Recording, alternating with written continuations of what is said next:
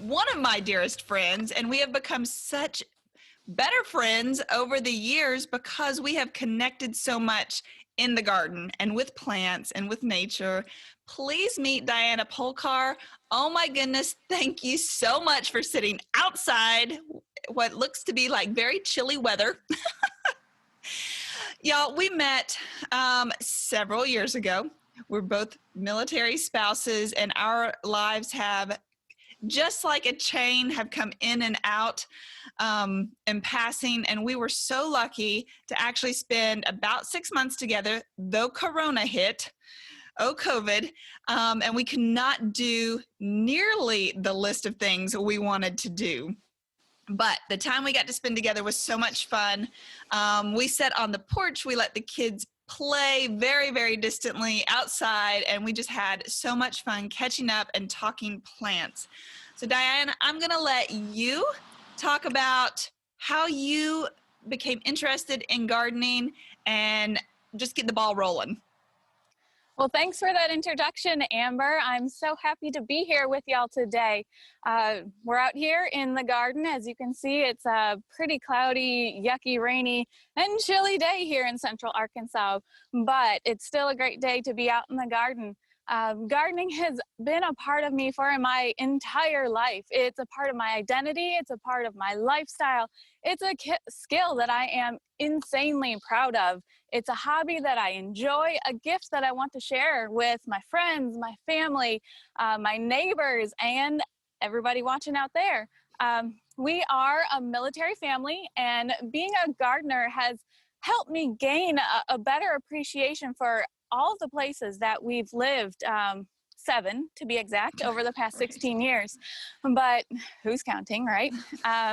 It's incredible to see what each of our little slices of earth have been able to produce each year, and it's kind of hard to imagine ever feeling at home anywhere after 7 moves, but I'll tell you what, this backyard kitchen garden that we've been able to recreate each time, it's helped me to do just that.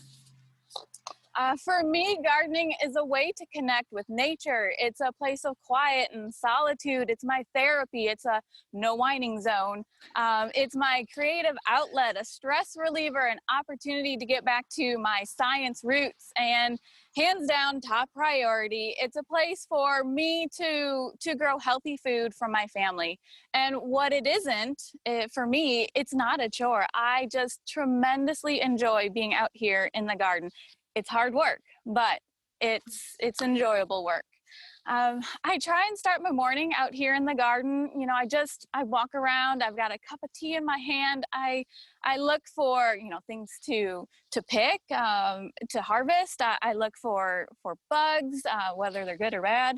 And it's just so peaceful. It's become especially important to me these past couple months. Who are we kidding? 7 months with COVID? Yep.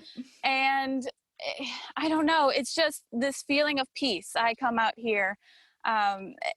Unfortunately, fortunately, however you want to call it, we've started homeschooling. And with the start of this new schedule of ours, I haven't been able to come out as often as I really wanted to, but just knowing that it's out here for me whenever I feel like I can just, steal away for a moment. It is. It's like a little retreat for just a moment, right? It really is. And I don't have to do anything other than just walk around, and it takes me away.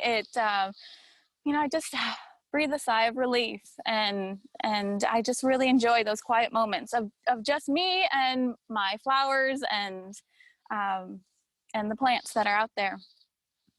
But I know it sounds kind of crazy, but every day I come out here, I swear I find something new. No 2 days are alike. I find, a new insect, a new critter. We found some tree frogs out here one day. The scorpions, the black widows. I know I talk a lot about insects, but there's, all the flowers. It's insane. Every day, something new I find. And about a year ago, I started this chronicle of of what I'm seeing out in the garden, and I share it on Instagram. And sometimes there's little gardening tidbits, how-tos. Sometimes it's just, hey, check out this pretty flower, or look at this giant caterpillar. And out of these daily posts that I've just learned that sharing these joys of gardening is way better when you've got this community of friends and family helping and learning right alongside of you. And I've got this community of friends that are all over North America, from Canada to Texas to California. And I wouldn't be the gardener today that I am today without these people. And getting started, didn't you start the Chronicles right around the time you did the blog, the guest blog posts for me? We started the Chronicles, it was in May. Okay. So right when I finished, it was May of 2019. So it was right as we finished our first phase of the garden. And I'm going to link that blog post. There are 4 of them, and I'll link below so you can go and check those out and have some visuals as Diana starts rocking and rolling. Yeah. It just started when I made those first posts. Like, it was just, hey, check out the garden. We finished our first phase. And then it just, I don't know, it spiraled into, hey, let's do this every day. Let's show that there's something new and exciting in the garden every day. And again, once we started the homeschooling, it's kind of slowed down a bit, but I really hope to get going again on sharing what's happening in the garden. It's fall, and I think a lot of people think that once fall hits, gardening is over, but I'll talk about it in a little bit. But fall for me is probably one of the greatest seasons to start planting, because it's cooler and so many things can be planted in the fall time. So another fun thing that kind of has come out of gardening for me, and it's especially has been important these past couple months, is sharing these garden successes and, on the flip side, garden failures with my family, who's hundreds of miles away from here. But we have this common link of, hey, how are your zucchinis? Hey, how many tomatoes have you picked? Or how are your seedlings? Have they sprouted yet? And so that was really fun to share in those joys with my mom and my sister-in-law back in Ohio. And again, it's just, it's helped us to stay connected over these months while we haven't been able to see each other. So we do the same thing. We have an ongoing text message between my 3 sisters and my parents, and we'll lay out the harvest for that day, and everybody snaps a picture at the end of the day, and we're like, you have tomatoes, and you have, it's so funny because we are spread out all over the country too. So that is a great way to connect right now, for sure. Absolutely. Yeah. I am such a huge proponent of getting my whole family involved, whether they want to or not, in these gardening projects. And, these garden projects, they are just as much my success as they are the whole family's success. Because I'll tell you what, I couldn't do all of this without the help of my entire family, the kids, my husband. My goodness, my husband, he played a huge role in planning out the garden, helping me pick out just the right space. And, I showed him roughly what I wanted to have back here. I showed him the design of the garden beds, and we just kind of, we went back and forth.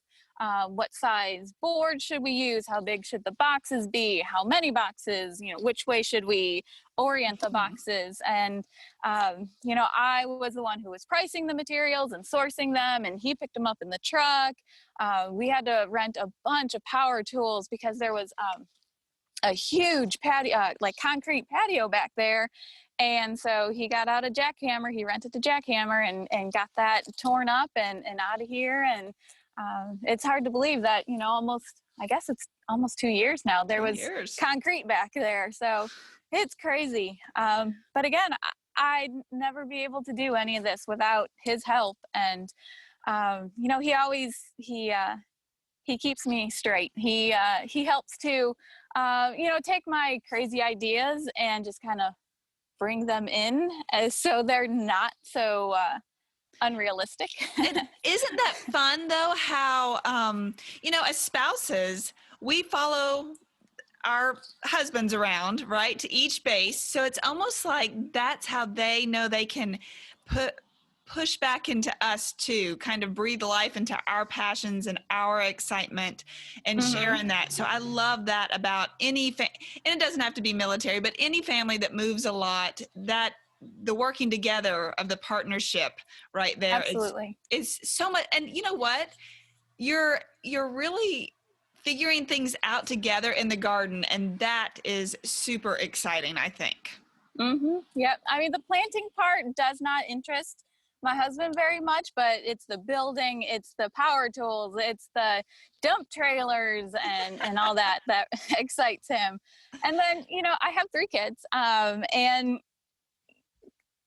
they are growing up, and their excitement for the garden has changed a bit. You know, when they were little, they're dirt, let's play in the dirt, and oh, look at these green things, let's pick them, you know, let's pull them. And you know, they don't do that anymore. They know that you know, that green plant needs to stay in there a little bit longer.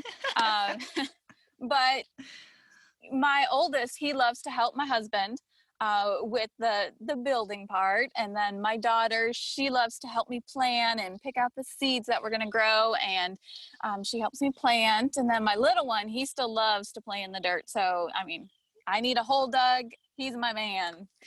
So it's fun to see the evolution of how they're helping. You know, they're still,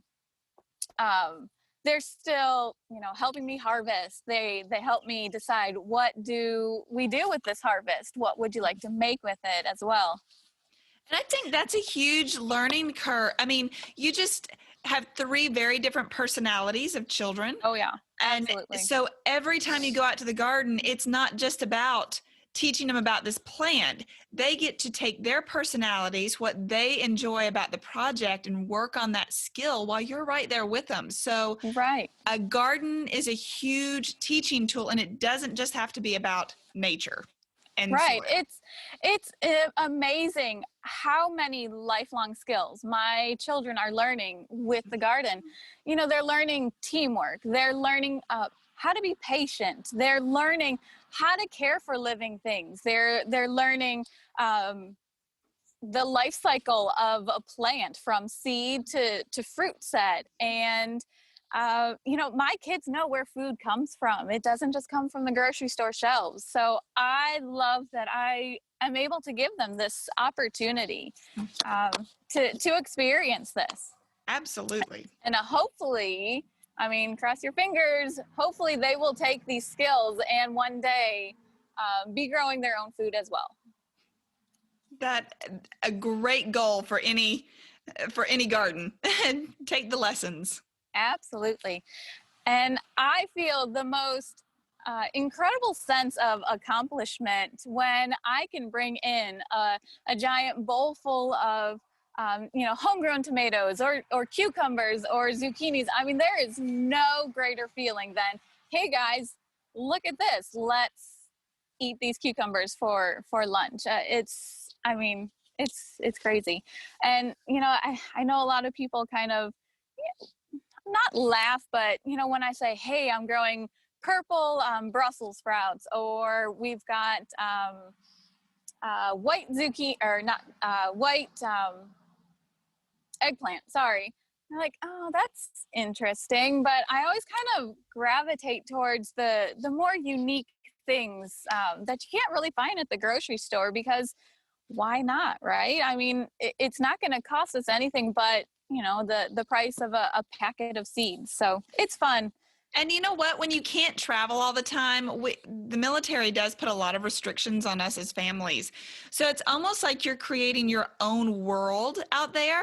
You can't go travel. You can't go try new cultures right now. None of us can. So you literally have your own playground of all the senses in your backyard, and you get to try unique things all the time. And I love that about the garden. I have grown just about anything you can think of back here. We've had corn, we had edamame, blue potatoes, asparagus. The asparagus is back there. I'll show y'all in a minute.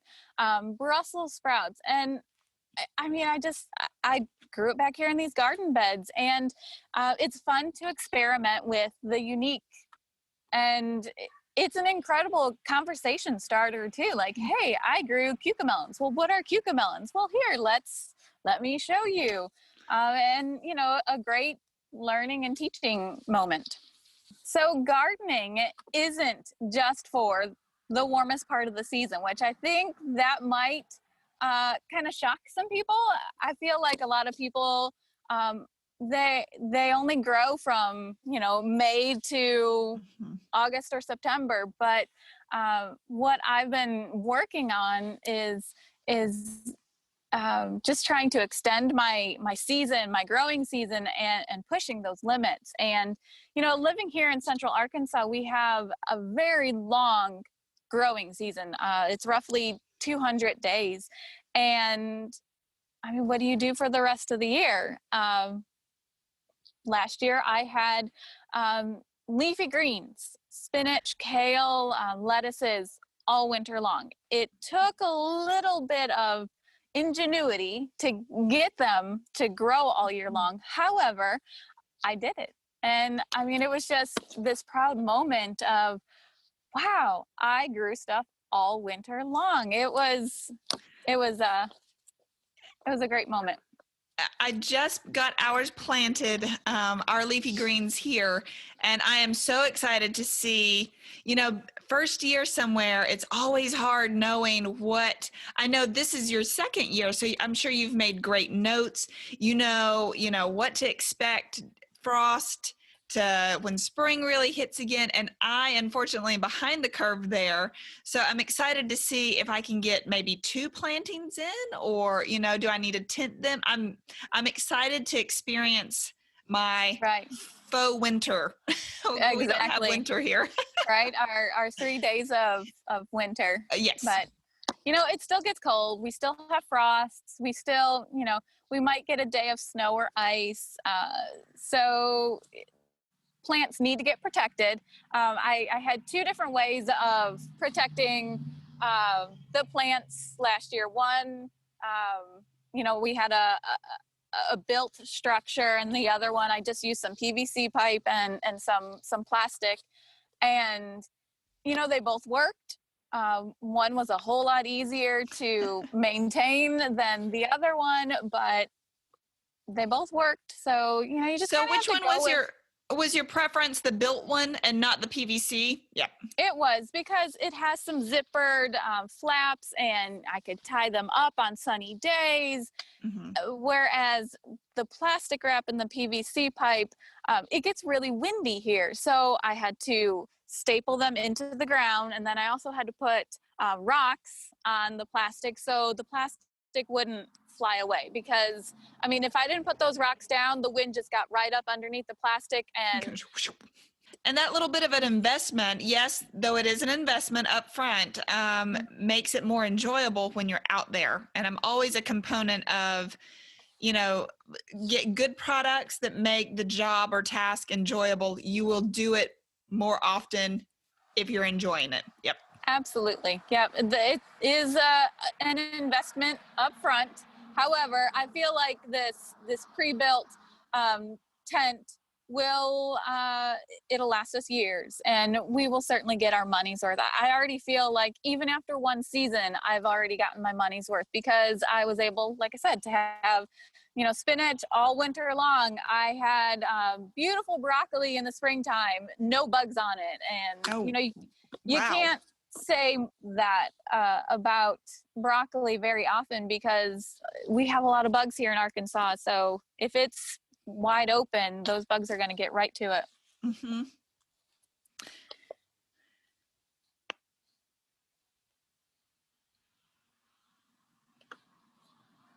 All right. So how do you get started? So we've talked a little bit. You've given us some great tips on, seasons. We've talked a little bit about seasons. We've talked about the need to enrich the lives of our family with different foods. And you know what? I feel like both of our kids, sets of children, eat really well. And I feel like it's because from the beginning, we were just, try this. You might not like this. Try this. And actually, you have a child that has some food allergies. I have a child that has some food allergies. And then knowing that we can actually grow things that they can eat and we know where it came from, that's very important to me now. Absolutely. Yeah. So as you look at the garden behind you, how did you get started with that process? Like, is there a tip that you want to throw out? Somebody new just coming in, start here. That is a really great question. And, gardens are a very personal thing, and no two gardens should ever look the same. And, the way that I went about getting started for our garden back here, it may work for someone else, it might not. We moved here to this new house in July of 2018. And I'll tell you what, I mean, we weren't here for 3 days and I was already planning where this garden was going to go. However, we actually didn't start building the garden until the next year. And we were just, busy unpacking, getting settled. And then we needed to clear the land. So there's a lot of things that went into this garden. I spent months planning, drawing out different plans for how I wanted it to look. And come February, we came out and we had some wooden stakes and we pounded them in the ground. We did some measurements and we looked at it. We lived with it for a little bit, just having some string tied around those stakes and just looking out, okay, is that what we want to look out to every day? And the first plan that I drew out was not what we actually built. And that's okay. Like, you just have to be flexible and know that what you want, it might not be actually what you get in the end. And it's okay. We built this garden in phases. The first phase, we built 6 boxes, and then we just had to let it be. And the next year, we built the rest of them. We have 15 boxes total back there. We put the mulch down this year. We built some compost bins. So like I said, it's been a process. We've gone in phases. And it's just what worked for our family. We were working on the weekends. My husband, he's a really busy guy. So he was, very helpful, but we just had to work around when he was available to build the boxes and put them in the ground and go to the nursery many, many times to get the dirt and fill the boxes. And So if boxes, we hear a lot about raised beds right now. That's all the rage. Why? And my parents, I grew up with a huge vegetable garden that was in the ground. So what would you, I mean, it's definitely easier to maybe till up your dirt, your soil in the actual, just the earth. Why would you say do a few raised beds? What do you think's the pro of that? I have had gardens of all shapes and sizes. We've had an in-ground garden in Texas. We had container gardening when we lived in Canada. But most of our gardens have actually been raised bed gardens. And, there's so many bonuses to having a raised bed. It just keeps the garden nice and neat and clean. I like the organization of the boxes. We can get the wheelbarrow through. And for us here, we live on a ridge and we don't have very good soil up here. It's mostly clay and a whole bunch of rocks. And that is not conducive to very good growing soil. So the raised beds were a must up here. Okay. Absolutely. So as far as location, you know, I call this my backyard kitchen garden. It's 10 steps from my backyard, and we've got at least 6 to 8 good hours of sunlight back here. Some of it is actually in more shade than the rest. We've got a great big pecan tree back here, and it shades about half of the garden most of the day, honestly. So, you know, I have to kind of work around planting the best plants in the right area. You know, things that want a whole lot of sun, I have to put on one side, and things that like a little bit more shade, I have to put on the other. But it's a learning process. I didn't know that last year when I started planting the whole garden, and then I'm looking out there and, hey, wait a minute, that stuff is in the shade like almost all day. That's crazy. I didn't realize it. And it didn't thrive this year. It was a different plan of attack. I knew what was going to happen, and so I just kind of, you know, moved things around, and plus we had more space this year too, so I could definitely move some more things around. So when you journal, or how do you take notes? Are you write it in a notebook? Are you put it in your computer? How do you keep notes from year to year on, maybe it's pests, or what do you write down so you remember from year to year? I actually use a calendar. That helps me to, you know, I write down when I plant stuff, and then I can have a good estimate of when it's going to sprout, or, you know, when I can have a good idea of when we might pick the tomatoes or whatnot. And so then I can look back on it next year and, oh, I planted the tomatoes in March. I'll start planting my tomatoes. And then I don't have to keep looking back, you know, into other resources, you know, when's a good time to plant the tomatoes. So calendars are actually my friend. I don't do very well with journaling. I just, you know, quickly write down. You know, when we had our first big wave of the tomato hornworms, I wrote that in the calendar. So next year I can have a good idea of when we might expect them. That is fantastic, because I know my parents always kept like the farmer's almanac type, so you could see the phases of the moon, Mm-hmm. and depending on, as this is a choose your own adventure, right? I mean, Right. you're going by phases of the moon when you plant, which is a thing. You know, all those, and just in a calendar is fantastic, because you can count how the days out, how long it took to germinate, when you were getting fruit, and it's all right there. So you don't even have to do any other notes other than your quick, you know, plant, fruit, infestation. You know, that's wonderful. That's a great tip.